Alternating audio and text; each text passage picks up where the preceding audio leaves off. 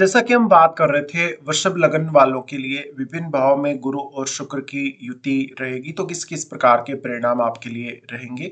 यहाँ इस वीडियो में अब देखेंगे सप्तम भाव के लिए। सप्तम भाव में जहाँ गुरु और शुक्र इस प्रकार से आपके वृश्चिक राशि में स्थित होंगे तो वास्तव में इनका आपको कैसा प्रभाव देखने को मिलेगा।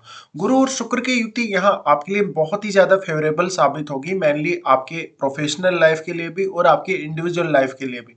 इवन यहाँ तक कि आपकी जो मैरिड लाइफ है वो भी काफी बेहतर हो सकती है। गुरु और शुक्र की युति ये दिखाती है हमेशा जब भी ये दोनों ग्रह युति में होते हैं तो जातक एक आध्यात्मिक जीवन के साथ साथ एक बहुत ही ज्यादा भौतिक जीवन का भी आनंद ले रहा होता है। अब यहाँ क्योंकि गुरु अपने मित्र परम मित्र मंगल के घर में स्थित होंगे तो गुरु यहाँ ज्यादा फेवरेबल होंगे आपके लिए शुक्र की तुलना में। बट हम शुक्र को भी यहाँ कम नहीं आंक सकते क्योंकि शुक्र यहाँ लग्नेश है और लग्नेश होकर जब एक अत्यंत शुभ ग्रह के साथ अगर शुक्र बैठे हो तो ज्यादा बेहतर है ये। लेकिन शुक्र अगर रेट्रोग्रेड कंडीशन में यहाँ बैठे हो और गुरु भी अगर रेट्रोग्रेड कंडीशन में हो तो यहाँ कहीं ना कहीं आपको थोड़ी दिक्कतें अवश्य ही आएंगी। पर शुक्र अगर यहाँ रेट्रोग्रेड हो और गुरु अगर सामान्य स्थिति में हो तो आपको शुक्र की जो क्वालिटीज है उनमें कमी अवश्य देखने को मिलेगी। फिर आपको यहाँ गुरु पर ज्यादा फोकस करना होगा, लेकिन क्योंकि आप शुक्र से संचालित होते हैं, आपका जो लगन है वो शुक्र का लगन है, इसलिए आप में शुक्र से रिलेटेड जो क्वालिटीज हैं वो ज्यादा है। तो अगर यहाँ शुक्र कमजोर होते हैं, शुक्र रेट्रोग्रेड कंडीशन में होते हैं सप्तम भाव में, तो यहाँ गुरु का ऑटोमेटिकली जो कहीं ना कहीं प्रभाव है वो आपके ऊपर ज्यादा बढ़ जाएगा। लेकिन अगर मान लीजिए यहाँ गुरु अगर रेट्रोग्रेड कंडीशन में होते हैं तो फिर शुक्र का जो प्रभाव है वो उतना अधिक नहीं बढ़ेगा। बट शुक्र यहाँ रेट्रोग्रेड नहीं होनी चाहिए। रेट्रो होने के केस में ही आपको यहाँ जो है नुकसान हो सकता है शुक्र की क्वालिटीज के मामले में। अब गुरु और शुक्र दोनों ही वैवाहिक जीवन के लिए बहुत ही इंपॉर्टेंट है, चाहे आप स्त्री का चार्ट ले लें चाहे आप पुरुष का चार्ट ले लें, दोनों के लिए ही। क्योंकि स्त्री के लिए जो गुरु है वो उनके हस्बैंड को दिखाते हैं, जबकि पुरुष के लिए शुक्र उनके जो रिलेशनशिप है उनके जो लव अफेयर्स है उनको तो दिखाते ही है, लेकिन वाइफ के भी कारक हैं इसलिए। लेकिन यहाँ हमें डिस्पोजिटर को अवश्य देखना होगा। तो डिस्पोजिटर के जो संबंध है वो गुरु के साथ ज्यादा अच्छे हैं, यानी गुरु के साथ वो मित्रवत है। इसलिए शुक्र का यहाँ आना कहीं ना कहीं आपको एक अच्छी लाइफ दे सकता है गुरु के साथ होते हुए, क्योंकि फिर आप उतना अधिक सेक्सुअल लाइफ की तरफ नहीं जाएंगे, कहीं ना कहीं आप एक साधारण जीवन जीने की तरफ ही देखेंगे। हालांकि यहाँ शुक्र के बल और इस भाव के बल पे भी डिपेंड करेगा और गुरु वास्तव में यहाँ कैसी स्थिति में है। इसके साथ साथ अब आपको अन्य प्लैनेट्स को यहाँ देखना होगा। अन्य जो भी प्लैनेट जैसे राहु या केतु जैसे ग्रहों का प्रभाव पड़ेगा तो यहाँ यहाँ शुक्र को काफी नुकसान होने की संभावनाएं रहेंगी। गुरु यहाँ अपने क्योंकि मित्र के घर में है, मंगल के घर में है, तो फिर भी यहाँ आपको कुछ हद तक बेहतर परिणाम दे सकते हैं। बट केतु के साथ आने या यहाँ पर राहु के साथ आने से इनके जो प्रभाव है पूर्णतया बदल जाएंगे। तो आपको फिर उस हिसाब से देखना पड़ेगा जो भी प्लैनेट यहाँ युति कर रहा है। अगर यहाँ कोई भी फायरी प्लैनेट अगर युति कर रहा हो तो आपकी मैरिड लाइफ पे काफी नकारात्मक प्रभाव पड़ेगा, लेकिन आपकी गुरु से रिलेटेड अगर क्षमताओं को देखें तो वो बढ़ेंगी। इसके साथ साथ यहाँ कोई भी अन्य ग्रह अगर दृष्टि डाल रहा है तो हालांकि दृष्टि का प्रभाव उतना अधिक नहीं रहेगा, पर फिर भी दृष्टि का थोड़ा बहुत प्रभाव अवश्य ही रहेगा। लेकिन युति वाले जो ग्रह हैं जो इनके साथ युति कर रहे हैं दोनों ही ग्रहों के साथ, उनका प्रभाव आपको मैनली देखना होगा। इसके साथ साथ यहाँ डिस्पोजिटर का बहुत बड़ा रोल है। डिस्पोजिटर यहाँ मंगल है, तो मंगल वास्तव में चार्ट में कैसी स्थिति में है, अच्छी स्थिति में है या खराब स्थिति में है, क्या वास्तव में मंगल के साथ कहीं ना कहीं राहु जैसा प्लेनेट हो या केतु जैसा प्लेनेट हो तो भी आपके मैरिड लाइफ पे काफी नेगेटिव इम्पैक्ट पड़ सकता है। बट दोनों ही अत्यंत शुभ ग्रह होने के केस में अगर किसी अन्य ग्रह से ये प्रभावित नहीं है और अगर इनमें से कोई भी रेट्रोग्रेड कंडीशन में नहीं है तो आपको काफी फायदा मिल सकता है। इवन आपका जीवन साथी आपके लिए बहुत ज्यादा सपोर्टिव होगा, ज्ञान के मामले में भी और धन के मामले में भी। यहाँ देखिए सबसे पहले हम अगर शुक्र को लेते हैं तो शुक्र लग्नेश है। लग्नेश होकर जब एक अत्यंत शुभ ग्रह के साथ शुक्र इस प्रकार से बैठते हैं सप्तम भाव में तो ये आपकी पॉपुलैरिटी को, आपके मान सम्मान को, आपकी रिस्पेक्ट को और आपकी इमेज को बहुत ज्यादा अच्छा बनाते हैं, आपके कैरेक्टर को बहुत ज्यादा अच्छा बनाते हैं। और शुक्र यहाँ क्योंकि छठे घर के स्वामी, तो छठे घर के स्वामी होने की वजह से अगर मंगल या सूर्य का प्रभाव है सप्तम भाव में तो मैरिड लाइफ में कुछ डिससेटिस्फेक्शन जरूर ही लाएंगे।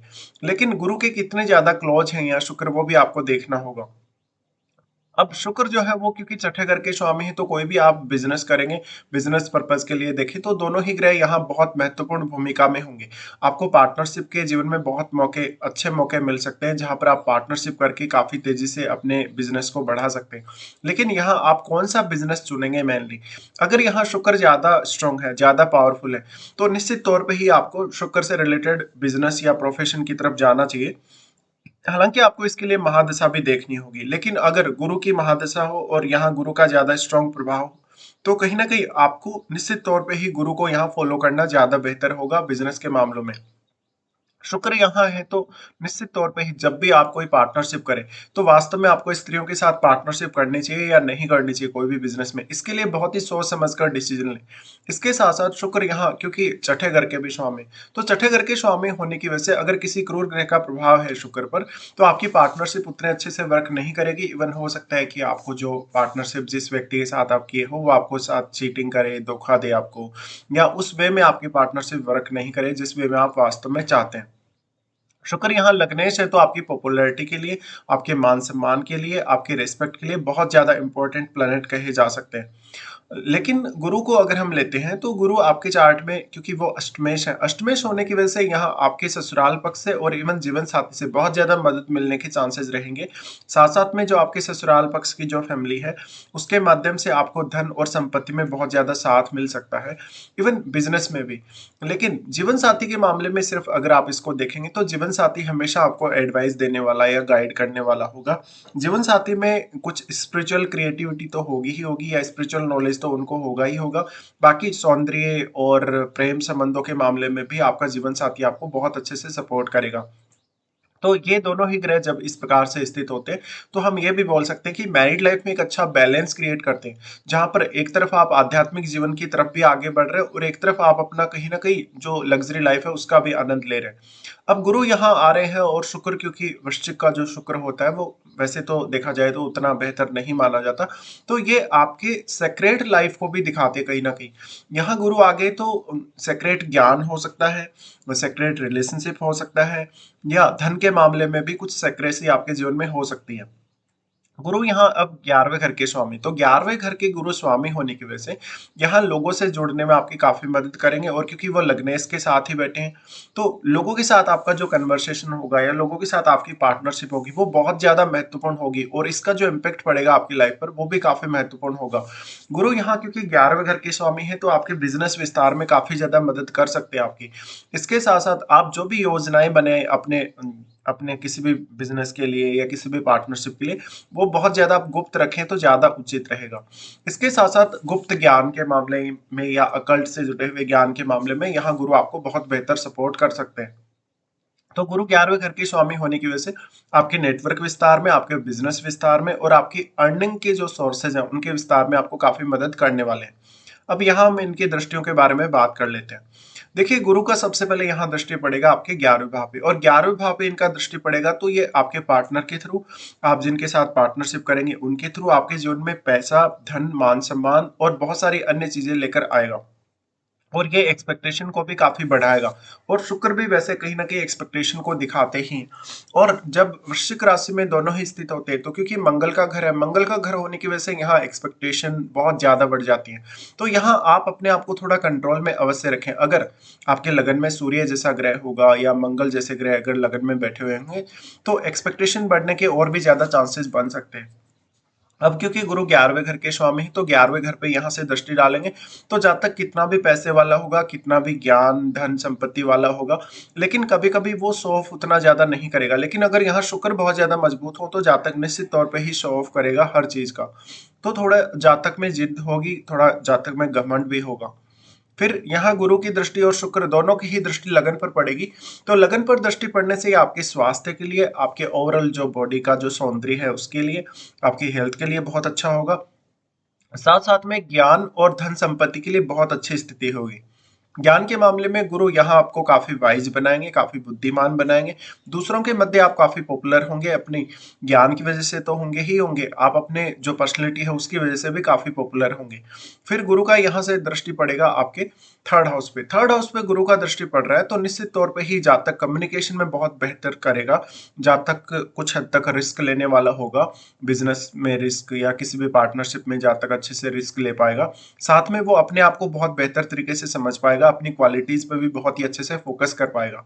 गुरु का यहाँ दृष्टि पड़ने से जातक अपने बिजनेस में बहुत सारा ट्रेवल करेगा, इधर उधर की यात्राएं करेगा, इवन उसका कुछ फॉरेन से भी कनेक्शन हो सकता है कभी कभी।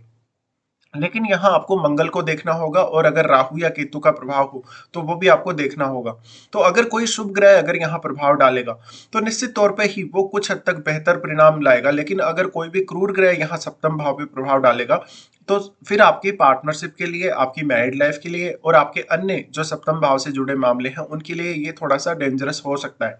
तो इस तरीके से आपको देखना है। फिर आपको ये भी यहाँ देखना होगा कि इनके साथ कोई भी प्लैनेट बैठा है तो वो आपके चार्ट में कौन कौन से भाव का स्वामी है।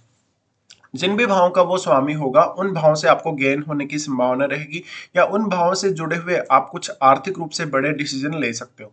तो इसके साथ साथ देखिए, ये जो गुरु और शुक्र का युति है वो बहुत ज्यादा रिस्पॉन्सिबल बनाता है कहीं ना कहीं आपके पार्टनर को आपके प्रति और आपको आपके पार्टनर के प्रति।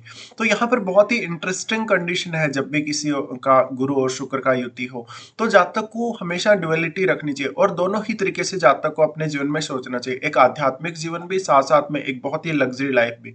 तो इस तरीके से आप देख पाएंगे जब भी गुरु और शुक्र का युति आपके सप्तम भाव में बनेगा।